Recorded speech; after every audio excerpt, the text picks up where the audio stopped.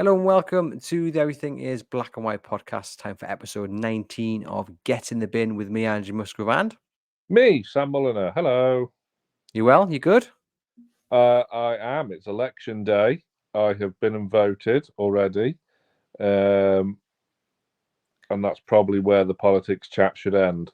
But yes, because we have to adhere to something called PSR, which means we can't talk about politics before the polls close at 10 p.m. tonight. But this episode is going to go out anyway on Saturday. So by the time it goes out, we will know whether we have a new prime minister or not. And I think I can say two small men have lost their jobs. One being the Prime Minister Rishi Sunak, and the other being Dan Ashworth.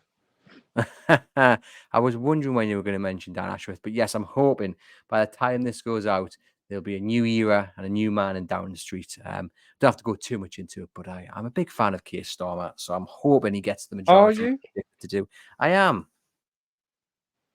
I'm all for him because he's boring, but he's competent, and I'm not in it for having a character or someone who grabs the headlines by doing daft things. I want someone who can just do the job to a very high standard. He's proven he can do it before. I'm confident that he can put this country back to where it belongs to be. But let's not get bogged down into, because that's not what the people are. I broadly agree with you, but yeah, and that's. Can I say who I voted for? Yeah, I don't see why not. All right, well, yeah, I did vote for him, but yeah. I think the best of the bad bunch thing still quite hasn't been eradicated yet, so we'll see. Time will tell. But yeah, and what to more kind of prominent news, considering the platform we're on, what a fantastic appointment Paul Mitchell is to replace Dan Ashworth. Fantastic appointment, and just I love this about our ownership, that there's no kind of it's coming, and we finally announced it. It's bam, smack you in the face. This is what's happening out of nowhere. Bosh, straight away, 9 a.m. Thursday morning. Have that, Paul Mitchell, sporting director. Get in. Yep, fantastic appointments, and there will be a podcast that's gone out before this episode all about the appointment of Paul Mitchell. So go back and have a watch and a listen to it. But I just will say on him, I think people might argue, Newcastle United fans who feel a little bit stabbed in the back by Dan Ashworth, and I know you're one of them, Sam. But he was at the very top of his game. You know, there were few people better in his role than Dan Ashworth. There's a reason why Manchester United wants him in that role, because he is that good. To get an appointment anywhere near Dan Ashworth's level was always going to be tricky. But I really do genuinely believe they've got it in Paul Mitchell. I think he's absolutely superb. His track record speaks for himself. That's a really, really exciting appointment. It's a statement appointment, really, because he is one of those top-level sporting directors.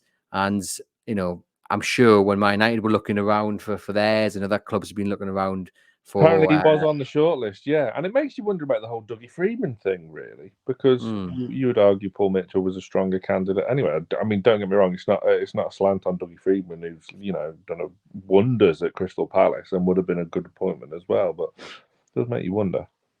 It does, but does it matter anymore? Because that's Paul Mitchell in that role, replacing Dan Ashworth. Now, this is going to be the penultimate episode of this series. We think with every item that's gone in the bin so far, we've kind of got as close to the perfect version of the beautiful game. It might come back in 6 months' time when we find other things to complain about, but we will end it on next week's episode 20. Have you enjoyed the run, Sam? Yes, it's been very good. Yeah, I have enjoyed it very much so, and yeah, given me the platform to air my views.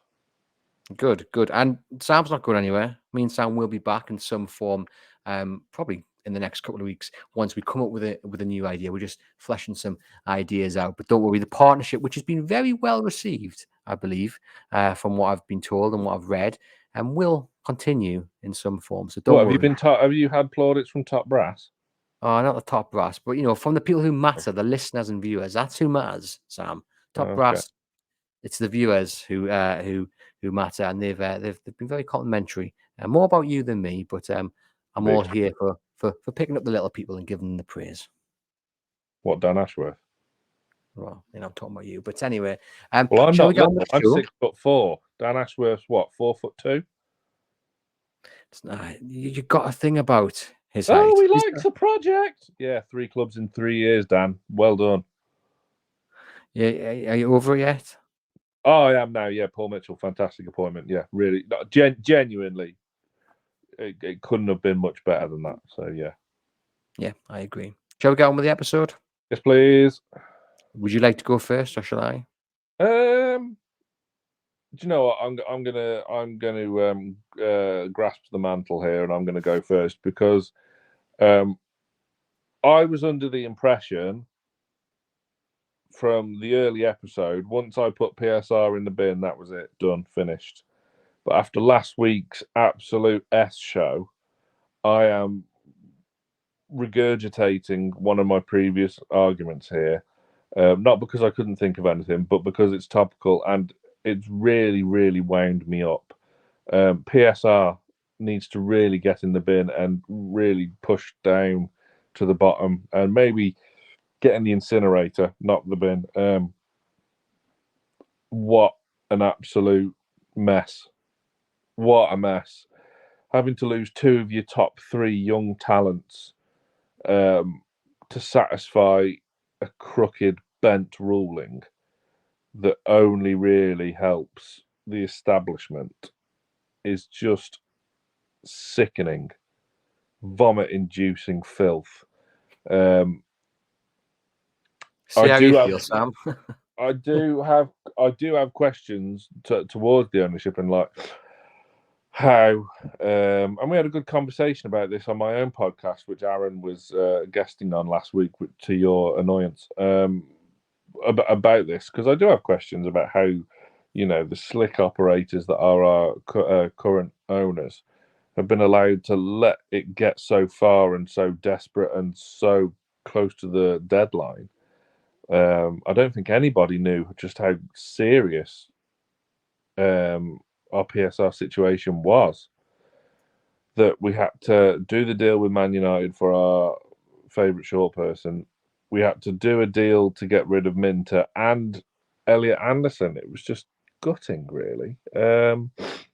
Look, it could have been a lot worse.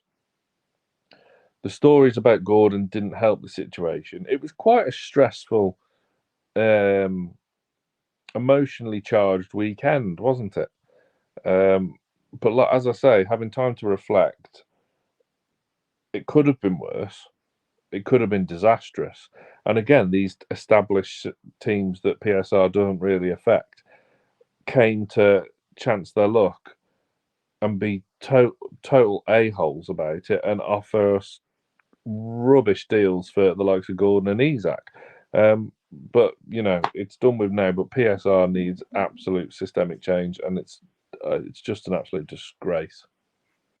I agree. What I will say, the Premier League aren't here to respond to your comments about it being bent and crooked, and they would argue, no doubt, that it's there to help with competition, which I don't agree with. But we haven't got their right response. But I agree, it needs to get in the bin. I don't think it helps competition at all. I mean, it's not just a Newcastle United issue.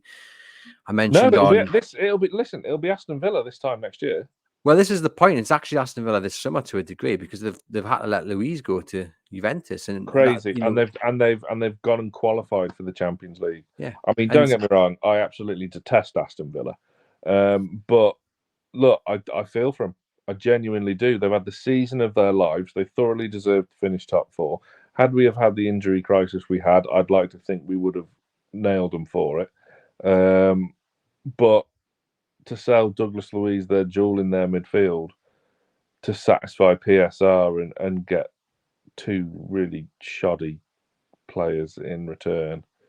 And there's been some really questionable deals with them in Chelsea as well.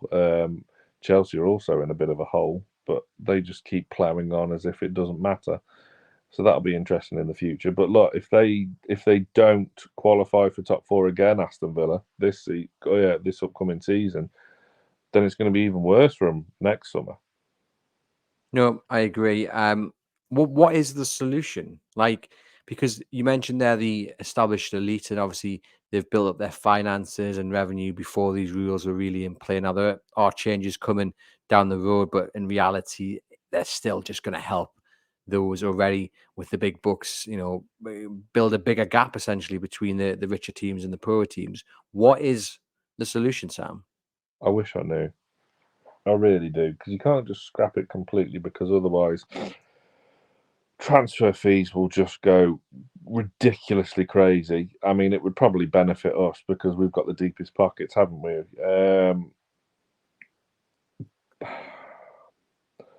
I don't know.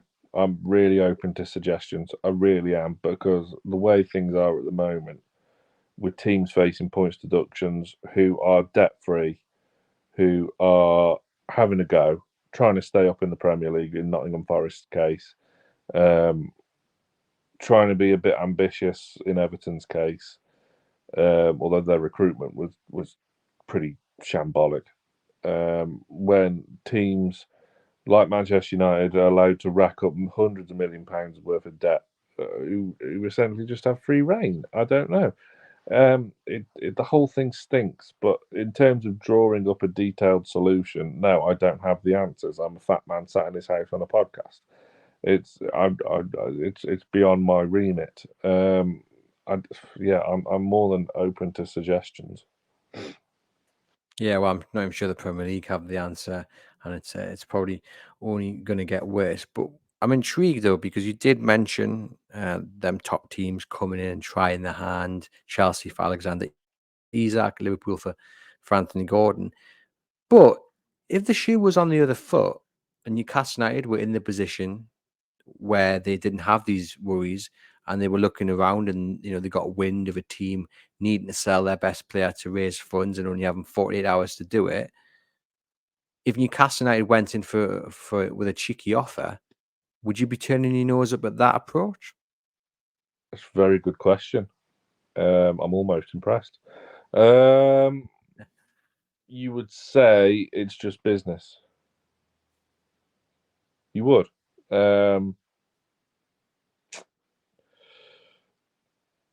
Yeah, you would. I mean, look, I'll be honest. Yeah, you would. You would. There's been a time where you'd think we've been linked to a player and across Europe and think, oh, Lille have to sell or something like that, or Milan need to sell. They're in a bit of trouble, and yeah, you would try and take advantage. So I get it, but to try and get Isak for a little more than what we paid for him, and the same with Gordon, is just taking the mix slightly. Yeah, to say the least. I mean, you're looking at a world record bid for Alexander Isak, and like you say, the Yeah. mess that Chelsea are in, it's quite laughable that they try and chance their hand, but it is a mess, and it was a very stressful weekend. I think, as Aaron said on the Monday show, what we will see is Newcastle probably having a change of approach now, maybe being a bit more ruthless with players who are here when offers come in. You look back at January, Eddie Howe didn't want to lose Kieran Trippier, but in hindsight, to avoid the mess, to maybe even avoid having to sell out Anderson, would you have pushed him out the door in January and gone, actually, you know what? 12 or 15 million pounds here. It's the best we're going to get for you. You're not going to get that money now, are you, this summer? So it's going to be interesting to see if that does impact their selling approach. I also wonder if with Dan Ashworth and Gordon leave, maybe not having someone in that position, did that affect it as well? Would things I have been a think little so. bit different had Paul Mitchell been in charge, from January time? So hopefully we won't be facing the same scenario in years to come. But it's really interesting because you look at Brighton and they haven't got a concern with PSR. You look at Brentford, they haven't got a concern with PSR. But I look at it, I think that's now. In 2 years' time, they will have to sell their big stars, and they'll just keep going round in this circle. And for me, it's the other downside of PSR is that teams aren't allowed to build, because to be within the restrictions of it, they have to sell their stars, and it's a shame. It needs Yeah, putting in the bin. I can't argue with you on that at the all. the rolling 3-year thing. So obviously we've now with July being the Great Reset. we've lost the accounting year of when we signed Bruno Trippier, Wood, Burn, Target, but we're still in the year of Isaac, Gordon, and then Tonali the year after that as well, of course. So there's still some big chunky outlays that happen there. So it muddies the waters really when you think, well, how much do Newcastle actually have to spend this summer to A, be competitive, but B, to stay within these limits. We're after players in positions that aren't going to be cheap in a striker, right winger, and now, of course, we have to sign a centre back because we didn't seal the move for Tosin. I think goalkeeper has been parked for this summer. They're gambling on the fitness of Nick Pope. You'd probably say that Dubravka will be out the door at some point, probably to Celtic, and then we'll have Odysseus as number 2, and then John Ruddy as 3rd, and then Gillespie 4th choice. I said on NFTV the other day, actually, what's this? Because this is something that wasn't really a thing 20 years ago. Why do you need 4 goalkeepers all of a sudden? 3 used to suffice. Well, true, but look at Man City and Scott Carson. Is it the homegrown rule there that applies? You need the English player in, I guess, because he's been there 3 or 4 years now and hasn't, I think, touched a ball competitively. I don't know, but I mean, look, if you look at, us. oh yeah, well, true. But if you look at what happened last season, Newcastle United needed 4 goalkeepers, so you can see maybe why they just want. I suppose it brings an element of competition in training. It pushes you, and it's just a safety net. You really think Nick Pope's going to be worried by John Ruddy's presence? Not in terms of getting his number 1 spot, but I mean, look, from what I've heard, John Ruddy's an excellent trainer. He's the ultimate professional, so he'll not want to go from playing first team football pretty much week in, week out at Birmingham City for the last 2 years, albeit in the Championship. Relegated from the Championship. Yes. But Birmingham wanted to keep him by all accounts. He was one of the better players. He was someone who stood up and was counted in those difficult months. He faced up to the media. He seems like a really good character. I think that's more why Newcastle have brought him in, the character and leadership and experience. But from his point of view, he'll be doing everything he can to dislodge Nick Pope. We know, he knows that it's more unlikely, he hasn't got a chance of really doing it. But I don't think it's a shut down situation. I think, if Nick Pope's form drops and John Ruddy's excelling in training, then you might well end up seeing him play. It's very unlikely, but I don't think Eddie Howe will have shut it down completely, because then John Ruddy will be thinking, okay, like, why am I actually coming? I think just giving a little bit of hope, 5% chance of it happening is what he'll want, and he can accept that. But if it's a shutdown situation straight away, it's very difficult to sell. But look, no, I mean, in an ideal world, Nick Pope's number 1. We only even mentioned Odysseus, really, who, yes, has a lot to prove, and I like players with something to prove, and was okay at Benfica. But the fact of the matter is, Forest signed a multitude of goalkeepers to replace him, and this was across 2 different managers as well. So it doesn't really fill you with confidence. You're gambling. They are absolutely gambling on Nick Pope's fitness this summer. Mamadashvili isn't going to happen, in my opinion. I think he will move somewhere this summer because Valencia already signed Stola Dimitrievski as his replacement. So I don't know. No, I agree. They are gambling, but I think they've been put in a position where maybe they need to because of the finances. Do you spend 20 million on Trafford, or do you bring in this goalkeeper from Forest? Done. Yeah, that's not happening. I think the idea is to bring the guy from Forest for probably £7-8 million. It's cheaper, and that money can be then spent elsewhere. And look, there'll be an episode going out on Monday where I've talked to a Forest podcaster about the goalkeeper from Forest. And I'll be honest with you, he's not very positive about it at all. But the one thing that did catch my attention was he referenced Matt Sells coming in and shoring up the Forest defence, shoring up the goalkeeping department. And in my head, I was like, wait there. When we saw Matt Sells, he was woeful. Gone away. improved, come back, and looks like a decent enough goalkeeper. With Sells, I always thought good shot stopper, solid in that regard. It was the command of his box and that kind of being that presence that was always his downfall. Never really questioned his shot stopping ability because he was fine. He was perfectly fine. But yeah, it was the other things that can make But or break. I think my point was you can have a bad start to life somewhere and then come back and Yeah. improve yourself. So I'm not writing the chap off at all. But listen, do watch out for that podcast on Monday. It's well worth tuning in for if you get the opportunity. Shall I go on to my point this week? Go on. I'm intrigued. So my item to get in the bin is ITV's decision to axe Clive Tyldesley from their commentary. I think it's by Tyldesley, you mean Tyldesley? Tyldesley. What did I say? I said Tyldesley, didn't I? Don't know. To ask Clive Tyldesley from their commentary. Happy? About the situation, no. No, just about the pronunciation of his The surname. pronunciation is fine. The point is, look, ITV made an absolute error in getting rid of him. We all obviously knew this would be his last tournament. I think the assumption was that he would go probably up to the semi-finals, but then to let him go after the last 16, absolutely disgraceful decision from ITV. Like, what on earth are they thinking? I think he was told a few years ago that he was relegated from the top commentator down to support commentator, and then he was told not so long ago that his time at ITV after 28 years is coming to an end, and it is now at an end. My mind baffles because for me, he's up there still with some of the best commentators. I think when you look at Martin Tyler and his time at Sky, when Sky announced it was over for him, I think everyone accepted it was the right time to step aside. When John Motson left BBC Match of the Day, it was the right time to step aside. You know, these guys had been wonderful for decades and they'd set the bar, but the time had come to an end.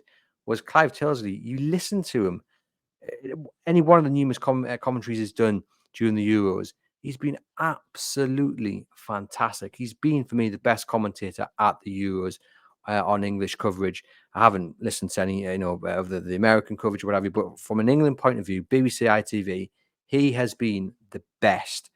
And I was always hoping ITV would rescind the decision. They would recognise that he is the best out there, but they haven't done. It's a big shame. Hopefully, some other broadcaster will snap him up. I think he's got a deal with CBS, but I want to see him on English TV. I want to listen to him on whether it be. I know Match of the Day won't snap him up, but he's going to be a big loss to coverage over here in England. Yeah, you'll probably have him on Amazon Games, I would have thought. But yeah, I mean, look, I broadly agree. Two questions I want to ask you, and you did kind of mention it in passing there. Do you think they've been influenced by Sky and Martin Tyler, who probably went on a little bit too long in the kind of they'd rather with Clive leave and wanting more aspect and going out? It wasn't at the top, was it? Because as you rightly say, he was relegated 4 years ago. And two, do you think that the main problem is his replacement isn't very good, isn't very popular? Is it? I mean, and there's no easy way to say it because he's not as good. And Seb Hutchinson as well is now number 2. I think it's quite good actually, to be fair, and does work with Sky in the Premier League and whatnot. I think he's a good commentator, but obviously Sam Matterface is the replacement lead commentator for ITV, and I wouldn't, in my opinion, say it's wholly going well. No, I've not been impressed by it, Sam Matterface. To your first question, I do think ITV have been influenced by the Martin Tyler situation, but the situations are totally different. You know, Clive Tyldesley is, I think, 7 or 8 years younger than Martin Tyler, and his standards haven't slipped. With all due respect to Martin Tyler, you could see he wasn't as good as he was. Look, I've spoken to Martin a few times for various interviews. He's a lovely chap. My opinion, I think it was the right time for him to go. I've been nothing but impressed by Clive Tyldesley. And it also helps he's got someone like Ali McCoist alongside him as well. I mean, it's like the dream partnership. Amazon need to make sure that there are more games next season. And to be fair, if it's who's got the coverage alongside Sky? Is it still TNT? For Premier League? Yeah. Yeah. TNT, snap the both up, man, and just put them in the commentary because they're so good together. They've got. I mean, that won't happen. Certainly, lead because Darren Fletcher's got it, and again as a. Oh yeah, I mean, it's not going to happen. That's right. I mean, but it's interesting you mentioned because I think had ITV replaced Clive Tyldesley with someone like Darren Fletcher, then you're like, yeah, Fair because enough. he's brilliant. He's really good. I don't want to offend Sam Matterface. It's just our opinions, but when I was watching that England game on the weekend, and obviously Bellingham gets the equaliser, Harry Kane gets the winner, and he finishes off by saying something. I can't remember exactly what it was. It was something about the sun. The sun. It's always darkest before the dawn, but the sun is not set on England's adventure in the Euros.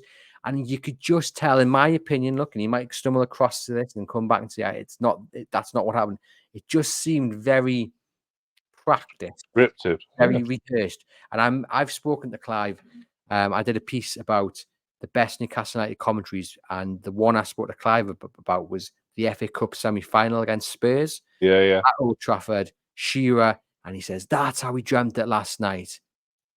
That line for me, every time I hear it, and I do go and watch it, like I'll probably go watch it twice a month, just just a little bit bored.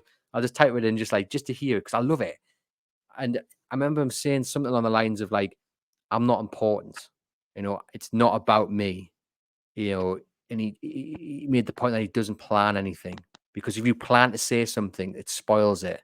You have to be in the moment. And I was just thinking after that England game, could you imagine how good it would have been had Clive been in the box then? Yeah, it would make you feel a lot more. I've had similar conversation with Peter Drury on my podcast. This was a couple of years ago before he got the Sky gig. Yeah, and the best ones are Natural. linguists, and yeah, it does seem it doesn't. Sam Matterface's commentary doesn't make you feel anything. No, and that's the biggest weakness. It's very formulaic, does sound very rehearsed and scripted. Lee Dixon alongside him doesn't help. Whereas your Tillsleys, your Drury's, your Tyler's back in his pomp. Guy Mowbray's very good. They will make you feel and give you goosebumps when an amazing moment does happen. Yeah, I think that's the big, because obviously Clive's been in that position as well when he replaced Brian Moore. So on ITV back in the day, and look, obviously time of change comes, doesn't it? Like, it all yeah, happens to us absolutely. all. And But Brian Moore had his moments. I'm sure, yeah. like for the Barcelona win, that's just superb. But I just think the changes come too soon, and I think they've been a little bit disrespectful, in my opinion, as well. Let me just read you the quote from the interview I did with Clive. He says, "It's about the moment and the legacy. If you try to come up with something to remember it by, then you will mess it up. You'll spoil it. It just won't fit. It'll be a jigsaw piece that you're trying to jam in, a jigsaw piece from another puzzle. The game creates its own narrative." And I can't say it better than that. Yeah. And again, Sam Matterface might say it's not what happened, but to me, it just seemed a little bit rehearsed. And my takeaway from that game, because I've already made my mind up about Gareth Southgate, my main takeaway from that England game was, I really wish Clive Tyldesley was doing this game. But I accept, look, I've been listening to Clive Tyldesley's podcast with Martin O'Neill, and he made the point that they must be getting, in his opinion, ITV must be getting different feedback to what we all think, because the majority do think Clive's brilliant alongside Ali McCoist. And he says it's just kind of the way it is, but they must be getting different feedback. I don't know where the feedback's coming from, because in my opinion, he's brilliant.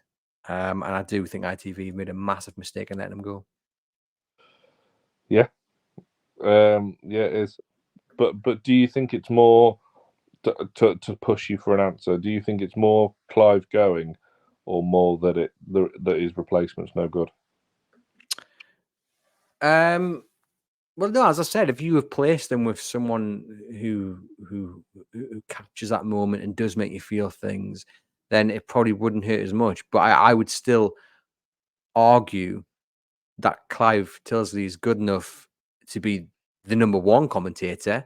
But if you are going to replace him, then you keep him on. You know, So, for example, like if because Channel 4 use Steve Bauer, don't they? Who's also very good. Or even back in the day when Drury was number 2, maybe they'd swapped roles and given Peter Drury number 1 and Clive Tyldesley number 2. Do you think there would be as much uproar as there is at the minute? I gotta say, I'm not an overly big fan of Peter Drury's commentary. I know that's going to go off another point, but for me, I think you're wrong. But it just doesn't work for me. It just there's no doesn't. but. I think you're wrong. That's fine. That's my opinion. We haven't even talked about John Champion as well, not getting the ITV call up because he's another absolutely brilliant commentator, a lovely chap as well. He is. And whilst we're on good ones, how refreshing and brilliant as Alan Shearer been on co-coms on BBC? But holds nothing back. Absolutely brilliant. Yeah, great. A welcome change of pace from Jermaine Genius.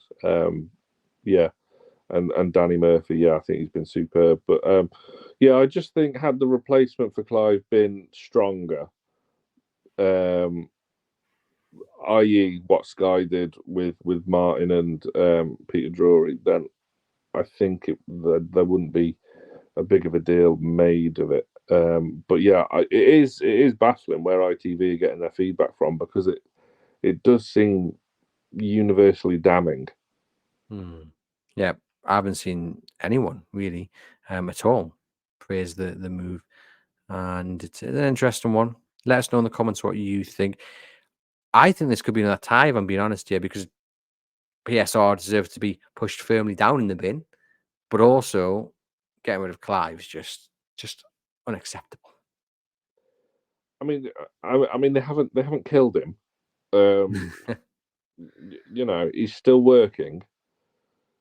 Same as Martin Tyler, really, because obviously Martin Tyler was pushed before he jumped. They're both still working. You can hear them if you want to. There are ways. I've heard. Yeah. So you're not going to agree to a tie. You want me to agree to putting PSR even further down in the bin, which it's hard to argue against. Do you know what? No, I'll agree to the tie, because watching these England games with Sam Matterface, they don't do anything for me, and I don't want to seem like it's a pile on Sam Matterface and to criticise a fellow broadcaster, which I now am. Yeah, it's just so. I mean, I will make this devil's advocate point though. For England games in these major tournaments, even when Clive Tyldesley was the main commentator, you'd always want it on BBC. I do think the BBC coverage is better. I think especially the punditry at half time as well. I think it's better for half time and full time. I've always been a BBC man, if I'm being brutally honest. I was going to make a political joke then, but I'm learning, so I withdrew and held back. Yeah, he's very good, Clive Tyldesley. So yeah, and I think it is a mistake and a big shame that he won't be part of the coverage. But it's only really times like this where you'll miss him when there's an international tournament on, isn't there? If ITV had the Premier League highlights, and if they had a more prominent role in domestic coverage and international coverage, then I think it would be more of a miss. Maybe. Yeah, I can see that point. But I think we'll agree on the penultimate episode to go with a tie. I might put it out to the people, or I might just hope that they both agree. They're excellent points to put in the bin. Sam, thank you as always to you guys watching and listening. You know what to do. Hit thumbs up if you're on YouTube. Hit subscribe as well. leave us a rating and review if you're on the audio channel. Head over to chroniclelive.co.uk for all the latest Newcastle United news. And for myself and Sam, we'll see you guys next week.